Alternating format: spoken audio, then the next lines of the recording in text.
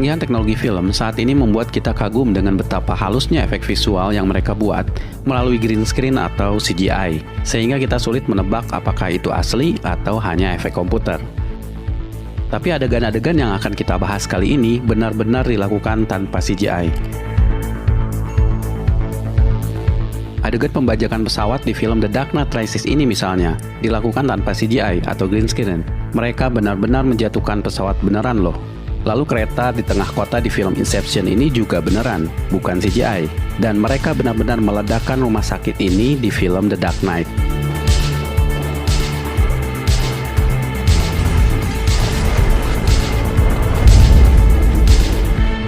Inilah kegilaan Christopher Nolan.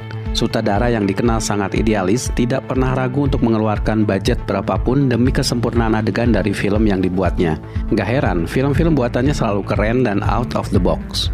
Berbeda dengan sutradara lain yang sangat mengandalkan CGI atau green screen, dia justru sangat membencinya.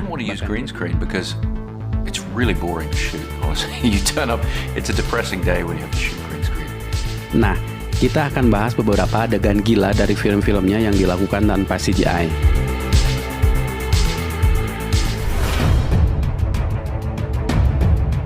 Ya, kita sudah bahas tadi bahwa adegan ini real. Adegan ini jadi pembuka The Dark Knight Rises, di mana sebuah pesawat CIA dibajak oleh Bane, musuhnya Batman. Pesawatnya digantung pada pesawat kargo, lalu ekornya diledakkan. Dan diakhiri dengan menjatuhkan pesawatnya, dan seorang profesor di dalam pesawat itu diculik. Pesawat kargo yang dipakai di film ini adalah pesawat Hercules C-130, pesawat yang biasa digunakan militer Amerika. Dan pesawat kecil ini digantungnya dari bawah dan dibawa ke udara untuk disyuting. Nolan sebelumnya sudah meminta izin kalau pesawat ini akan dijatuhkannya. Gila kan? Adegannya dishoot dari helikopter bersama Nolan. Dan para stuntman profesional ini benar-benar harus melompat dari pesawat Hercules, lalu melakukan beberapa aksi di pesawat yang digantungnya itu sebelum akhirnya dijatuhkan. Adegan ini diambil di atas pegunungan Skotlandia selama 2 hari. Tempat itu dipilih karena aman dari penduduk, sehingga pesawat yang jatuh ataupun serpihannya tidak mengenai penduduk. Benar dihadirkan ke tengah jalan oleh Nolan. Memang kereta ini hanya replika, tapi bayangkan, mereka harus memodifikasi sebuah truk gandeng menjadi sebuah kereta api persis seperti aslinya.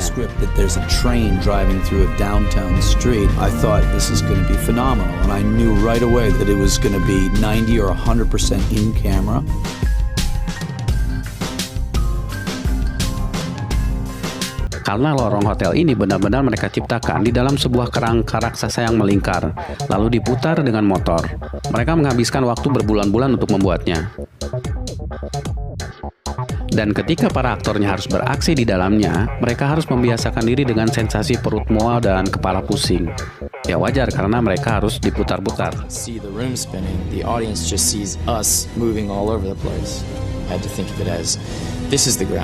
Okay, now this is the ground. Okay, now this is the ground.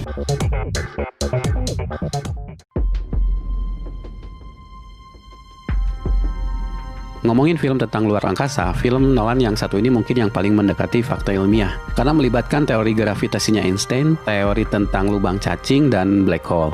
Adegan paling kerennya adalah ini. Tokoh utamanya, Cooper, masuk ke dalam black hole, di mana dia akhirnya masuk ke alam 4 dimensi, di mana ruang dan waktu jadi satu, sehingga dia bisa mengakses kamar anaknya dari masa lalu hingga masa sekarang.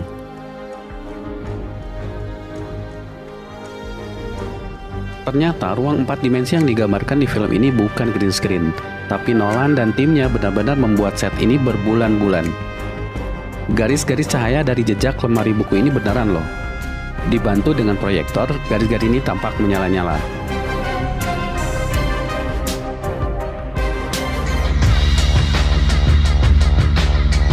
Tergulingnya truk ini asli, bukan CGI. Dan ini adegan yang sangat berbahaya dan sulit. Mereka hanya punya kesempatan sekali saja untuk menggulingkan truk yang sangat berat ini. Karena itu mereka harus mempersiapkannya dengan matang. Sebelumnya mereka mencoba dulu sekali di tempat lain. Truk ini bisa terbalik karena dipasang piston besar di bawahnya, ditambah dengan peledak TNT.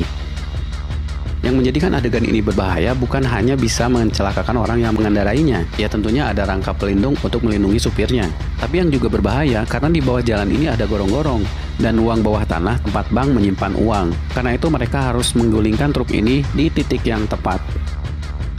Dan mereka berhasil.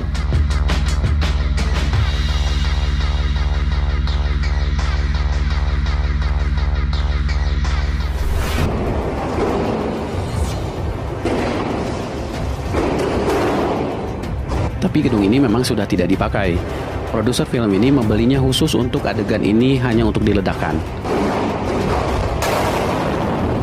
Nah, yang mereka merencanakan adegan ini berbulan-bulan dengan sangat presisi, karena mereka hanya punya kesempatan sekali saja. Adegan-adegan ini penuh resiko, sulit, dan biayanya sangat besar. Tapi itulah Christopher Nolan. Demi sebuah karya yang bisa kita nikmati, dia rela melakukannya. Jadi, apakah mengeluarkan beberapa puluh ribu untuk menonton film masih dibilang mahal?